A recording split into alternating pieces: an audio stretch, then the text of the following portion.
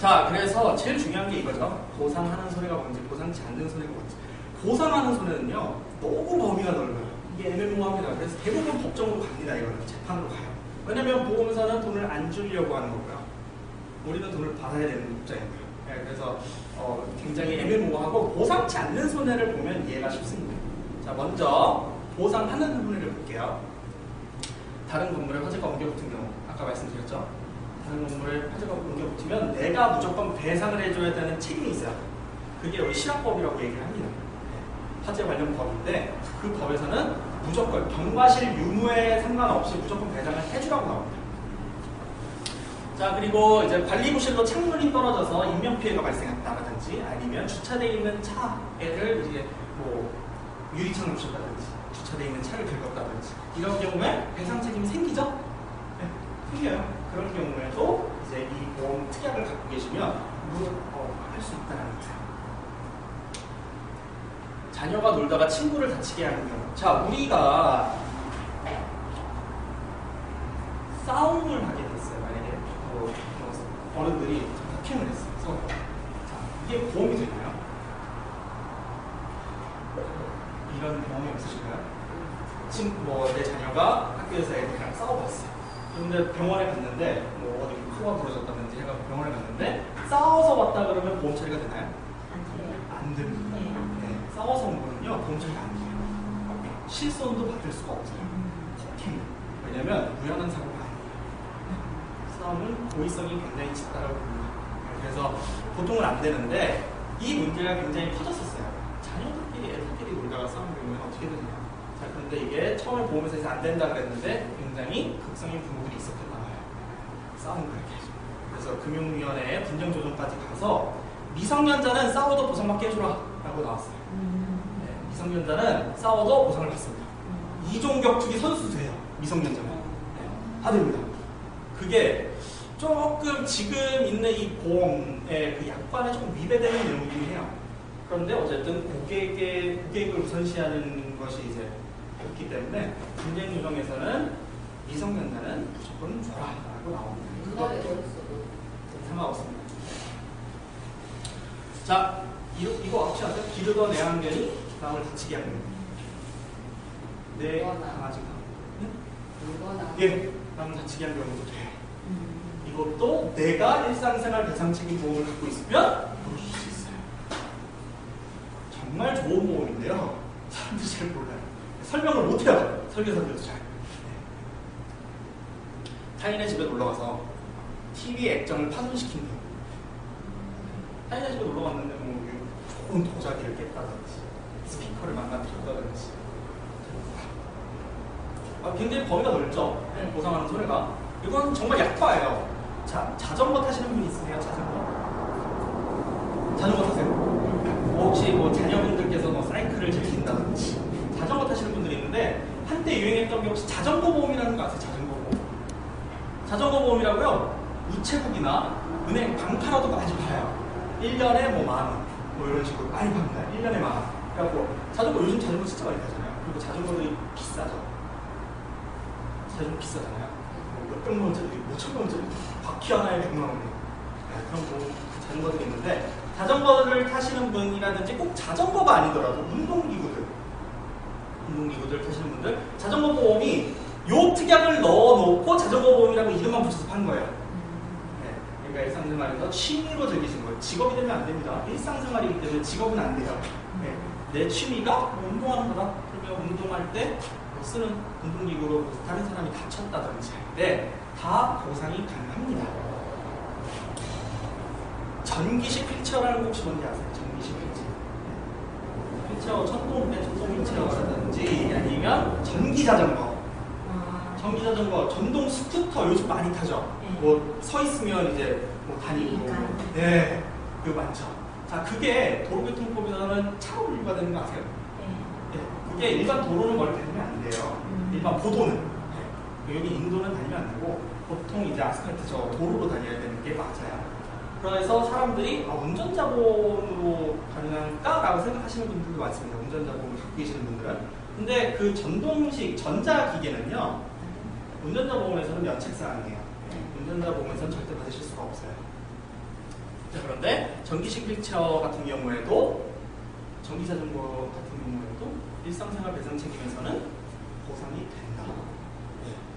정말 1,000원, 2,000원짜리인데 정말 많이 돼요. 스키장에서 제가 스키 세미 프로예요. 네. 준지도자 자격증을 갖고 있는데 제가 5살 때부터 스키를 탔어요. 네. 그런데 스키에서 제가 어렸을 때만 해서 스키 보험이라는 게 있었어요. 스키 보험. 어렸을 때. 근데 그게 한 10년 정도 없어졌다가 지금 다시 팔아요. 스키 보험이라고 해서 스키장에서 부특근 끊으면 뭐 스키 보험 뭐 다치거나 뭐 어떻게 되면 이렇게 주겠다. 후유장애가 생기면 돈을 주겠다라는 스키 보험이 따로 생겼어요. 또. 그런데 스키 장비도요. 요즘에 이제 한국 사람들의 그 눈높이가 높아져갖고 장비가 굉장히 비쌉니다. 뭐 스키 하나에 900만 원씩 하고 그래요. 부츠에 뭐 100만 원, 폴 뭐 50만 원, 옷값만 뭐 몇백만 원씩 하고 그래요. 근데 내가 부딪히잖아요. 스키에서 부딪히면요. 옷이 찢어지는 경우도 있고요. 장비에 흠집이 가는 경우가 있어요. 아까도 말씀드렸지만 꼭 자전거나 스키가 아니더라도 내가 운동을 즐기는데 문제가 생기면 배상 책임이 발생하면 준다는 거예요. 근데 배상 책임은 언제 발생할까요? 자, 내가 남하고 부딪혔어요. 그러면 언제 보험사에 신청을 해야 될까요? 배상 책임이 발생했어요. 배상 책임은 언제 발생하는 거죠? 그 사람이 청구를 해야 돼요. 그 사람이 돈을 대신 지불해 줄 수도 있어요. 그런 경우도 바로 그때부터가 이제 시작이라고 보시면 돼요. 자, 그리고 이게 제일 중요해요. 손해방지 또는 경감을 위해 지출한 필요 유익하였던 비율. 이게 굉장히 애매모호한데 정말 쓸 때가 많습니다. 뒤에서 제가 사례를 통해서 요거에 대해서 몇 가지를 알려드릴 거예요. 자, 그러면 보상하지 않는 손해를 봐야죠. 언제 보상하지 아니하는가? 자, 계약자 또는 피보험자의 고의, 직무에 기인한 배상 책임. 그러니까 내가 그게 직업이면 안 되는 거예요. 아시겠죠? 내가 그게 직업이면 안 돼요. 근데 요거에 대해서도 뒤에 사례가 있습니다. 어떤 때는 되고 어떤 때는 안 되는지. 방화, 직무 수행 중 타인의 물건 파손. 방화 이런 거 다 보이죠? 그래서 손해보험사에서도 화재가 나면요, 그 불을 낸 게 누구인지를 끝까지 찾아냅니다. 그러니까 사람이면 그 사람한테 가서 구상권 청구해서 잡아내는 거예요. 또는 이제 뭐 전기시설에서 어쨌든 이유는 찾아내요. 그래갖고 책임을 묻습니다. 자, 그래서 보상 사례를 보실 거예요. 보상 사례는요, 제가 이렇게 보실 수 있게 준비를 해놨어요. 뭐 화면을 보셔도 되고 이쪽을 보셔도 됩니다.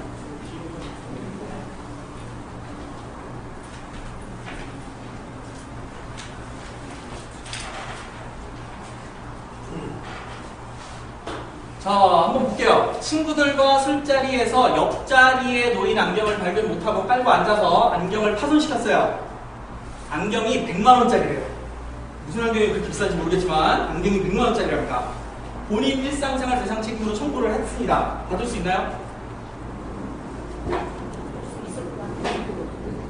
얼마 정도 받을까요? 100만원이고 80만원 받을까요? 20만원 자기 부담금 빼고. 자, 제가 아까 말씀드렸죠. 과실상계라는 게 있어요. 내가 앉아서 부셔먹었지만 그 사람이 안경을 왜 거기다 놨을까? 그 사람이 잘못도 있어요. 그쵸? 그래서 그 부분을 차감하고 70만원이 보상됐다고 합니다. 자, 두 번째. 피보험자의 자녀가 학교에서 친구와 장난치다 친구의 암이 2개가 벌어졌어요. 피보험자 본인의 가족 일상생활 배상 책임으로 청구가 됐습니다. 보상을 받을까요? 네. 가족 일상생활 배상 책임이죠. 보상이 됩니다.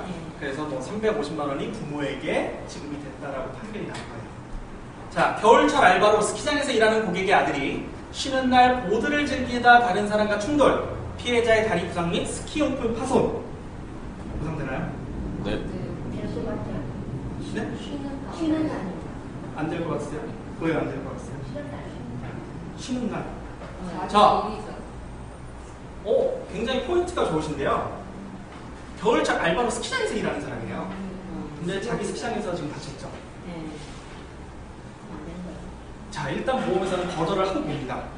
그런데 이게 또 분쟁 조정까지 갔던 사건인데 결과적으로는 처음이라 면책이었으나 쉬는 날임을 증명해서 무상 처리를 받았습니다. 네, 일상생활. 자, 그런 경우는 어떨까요? 우리 회사에서 뭐 TV 같은 데 보면은 공단 쪽에 이제 계시는 분들은 점심시간에 점심 드시고 이제 족구 같은 거 하시는 경우도 있어요. 여름에 배드민턴을 치신다든지 운동을 하시는 경우가 있죠. 그럴 때 다치면 배상 책임이 되나요? 네. 근무 중 점심시간 그것도요 재판으로 가면 이겨요. 재판까지 못 가서 그러는 거지 재판으로 가면 이길 수 있습니다. 왜냐면 근무 중은 아니었다라고 이제 판결이 나는 거죠. 어쨌든 그거 산재는 무조건 되는 거예요. 자, 그리고 이제 회식 자리가 있죠. 업무 끝나고 회식 자리에 가서 일상생활 배상 책임이 생기면 보상이 될까요?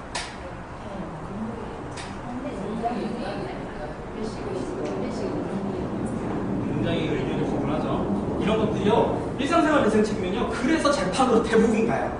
네, 대부분 갑니다. 이게 보험회사에서는 당연히 안 주려고 그러잖아요. 자, 회식은 근무의 연장이라고 재판에서 나왔죠. 판결이 나왔죠. 그래서 산재보험 처리 다 되죠. 웬만하면 돼요. 그런데 이 일상생활 배상 책임도 그걸 따져야 돼요. 어디 자기가 따로 또 간 건지 아니면 1차 회식에서 끝나서 다 집에 가는 분위기인데 자기가 옆 사람 붙잡고 더 마신 건지 네, 그 분위기를 따집니다. 네, 그 분위기를 따져서 이제 그것도 산전도 다 똑같아요. 네, 무조건 다 주지는 않아요. 이것도 똑같습니다. 자, 주택. 아버지 소유의 다세대 건물 403호가 있어요.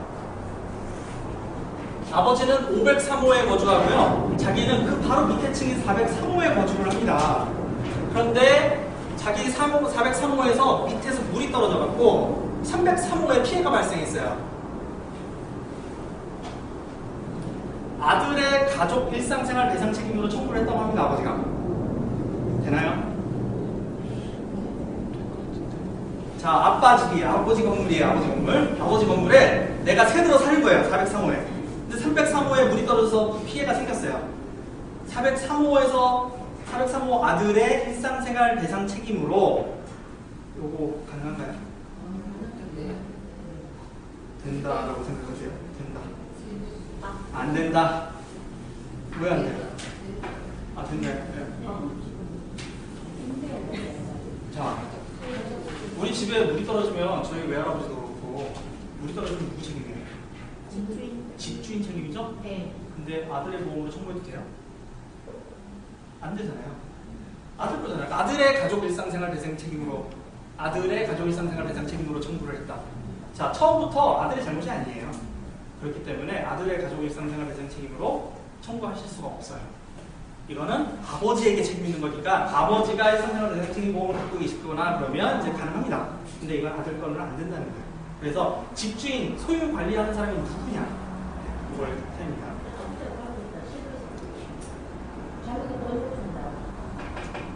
그렇죠. 근데 그 건물은 아버지 거잖아요. 아니, 그러니까 집에서 임대인이 세입자가 집에 물이 떨어지잖아요. 그럼 집주인이 와서 고쳐줘야 돼요. 이 경우도 똑같은 겁니다. 아들이 세입자잖아요. 그럼 아버지가 고쳐줘야 되는 거예요. 아버지가 집주인이니까. 네, 그렇죠? 자, 그래서 아버지가 배상 책임을 진다. 자, 아파트 702호의 소유자인 사람이 아래층 602호에 거주하는 B에게 손해가 발생하자 윗손해를 배상한 다음 보험금을 청구했다고 합니다. 민원인은 본인이 702호에 거주하지 않아도 배상 책임은 임대인이 부담하는 것이므로 보험사가 보험금을 지급해야 한다고 주장을 했어요. 이거 여기서 포인트가 뭐죠? 살지 않아도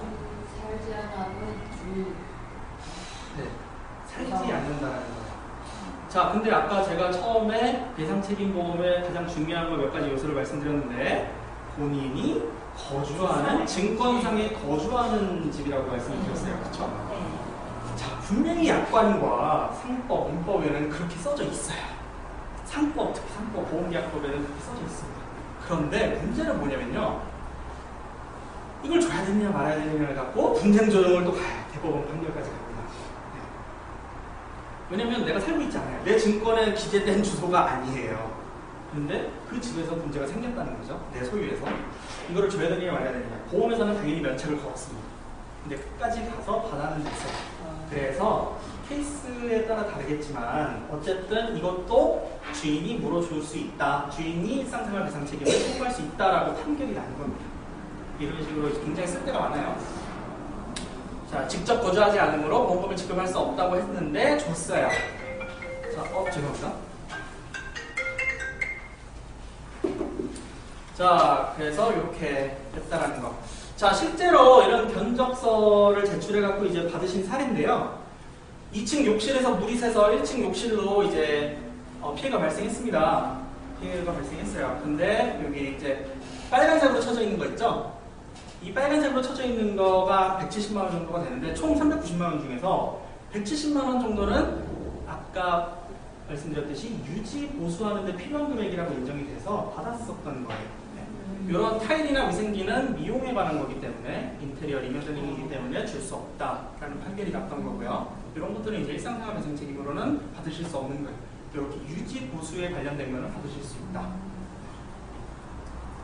자, 그리고 주택의 소유 사용 관리로 인한 손해배상 중에서 이제 뭐 세탁실에서 문제가 생겨서 천장에 페인트 공사를 해야 되는 일이 있었는데 요 총 금액이 70만 원이었는데 이제 방수 요 부분에 대해서 유지 보수에 필요한 것이기 때문에 세탁실이나 화장실, 욕실 뭐 이런 데 그리고 그 단독주택에 이제 뭐라 그러죠? 옥상은 방수 페인트 다 칠해야 되는 거잖아요.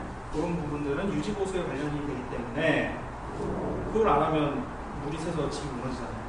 유지 보수에 관련이 되기 때문에 일상생활 배상 책임보험으로 막을 수 있다.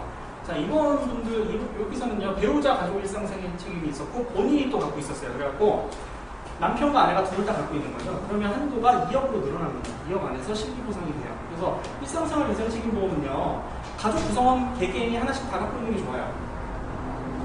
가족으로. 그래야지 그러면 가족 구성원 다 1억씩 이제 보상이 나가는 거기 때문에 굉장히 유용합니다. 자, 이제 마지막으로 한 가지만 알려드릴 건데, 내가 만약에 누군가에게 피해를 받은 경우가 있을 수 있어요. 그렇죠? 누군가에게 피해를 받은 경우가 있는데 그 사람이 돈 없다고 손해배상을 안 해주는 경우가 있습니다. 자, 민법에서도 아까 말씀드렸지만 문제가 생기면요 나에게는 손해배상을 청구할 수 있는 권리가 있습니다. 다들 알고 계시죠? 누군가 내 차를 부시고 갔어요. 그러면 손해배상을 청구할 수 있는 권리가 있어요. 근데 그 사람이 돈 없다고 아니면 무보험차였다든지 자동차 보험을 안 들어져 있었다든지 그러면 내가 돈을 어떻게 받아야 될까요? 보험회사에서. 네? 내가 갖고 있는 보험회사에서. 네. 맞아요. 이렇게 해도 돼요. 내가 갖고 있는 보험회사에서 먼저 차를 수리를 한 뒤에 보험회사에서 그 사람한테 받는 거야. 그 사람한테 암비를 걸든 뭘 해든 부상권 소득세 받을 겁니다. 자, 그리고 두 번째는요. 그 사람이 일상생활 배상책임보험에 가입이 되어 있는지를 확인하셔야 돼요. 무슨 말인지 아시겠죠? 그 사람이 어떻게든 확인하셔야 됩니다. 그 사람이 뭐 물어보아도 되고 그 사람 주민등록번호 몰래 알고 계시면 아는 보험설계사한테 전화해갖고서 그거 한번 찍어보라고 하셔도 되고. 자, 일상생활 배상책임보험을 갖고 있으면요 피해자는요 직접 청구권이라는 게 있습니다. 직접 청구권. 무슨 말인지 아세요? 보험회사한테 직접 청구하는 거예요. 야, 이 사람한테 내가 피해를 받았어. 네가 줘. 이 사람이 빼는 경우가 있어요. 자, 똑같은 원리고요. 산재보험, 이제 우리 근로근제보험, 산재보험 얘기하잖아요. 산재보험 이제 사대보험 대신에 이제 직장 다니시면 산재보험이 되는데, 산재보험을 다니는 회사에서 들어져 있는 회사에서 내가 다쳤어요. 만약에 업무와 관련된 일로. 그런데 사장님이 산재보험 신청하기 싫어. 그러니까 너가 그냥 양보해. 100만 원 줬고 50만 원을 우리 해보자. 이러시는 경우들이 있어요. 진짜 있습니다. 그러면요, 이것도 내가 산재보험회사에다가 공단이 있죠? 공단에다가 내가 직접 청구할 수 있습니다. 그러면 그 회사 근로공단에서 나한테 주고 회사로 청구를 해요. 그래서 이제 우리에게는 피해자에게 유일하게 있는 권리가 손해배상 권리와 그리고 이제 직접 청구권이 있어요. 그래서 직접 청구권을 이용하시면 그 사람에게 따로 얘기를 하지 않으셔도 보험회사에서 주게 됩니다. 그래서 여기까지가 이제 가족 일상생활 배상 책임보험이에요. 질문 같은 거 있어요? 네. 일상생활, 일반적인 보험 말씀하시는 거죠? 아니, 어쨌든 이런 말로 전동일체요? 힘드실 거예요. 네. 힘드실 거예요. 운전자 보험은 안 되는 걸로 알고 있어요. 아니 약간 뭐 전동일체 됐어. 일상생활 배상 책임은 된다는 거예요. 일상생활 배상 책임에서는 내가 이걸로 남에게 피해를 줬을 경우에 그때는 된다는 거예요. 내가 받아도 되고 내가 그 사람 때문에 잘못된 일을 그럼요. 예. 받을 수 있어요. 보험은 준비하고 일상생활 배상 책임 말고는 없어요.